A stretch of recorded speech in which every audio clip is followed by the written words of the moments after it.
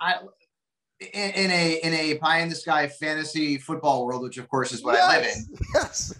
I would have not minded if the Cowboys traded Zeke for Russell Wilson, but it'll never happen in a million years. It would have never happened ever based on Zeke's contract. So this was to me a best case scenario. You get Dak at about $22 million this year. So they're saving about $15 million on the cap because his tag number would have been about $37 million. And you lock him up for, the next, 4 years. And he's one of the best quarterbacks in the league. He hasn't won anything yet, but ultimately the Cowboys defense is terrible. The offensive line was a disaster.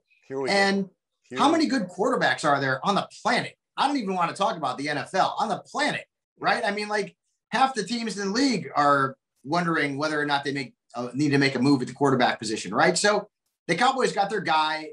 I don't know that they overpaid. Time will tell. I know they overpaid for Zeke, but the contract itself, I think the contract itself. Zeke. Wow. Yeah. Well, I mean, that's a lot of money for a running back. And we saw him start to decline last season, but I would also suggest that decline had a lot to do with no Dak. 3/5 of the offensive line was shot, all kinds of injuries. The Cowboys should go out and draft offensive linemen coming up in April and improve that line, get some more good big uglies in there. The defense is still going to stink, but the division stinks.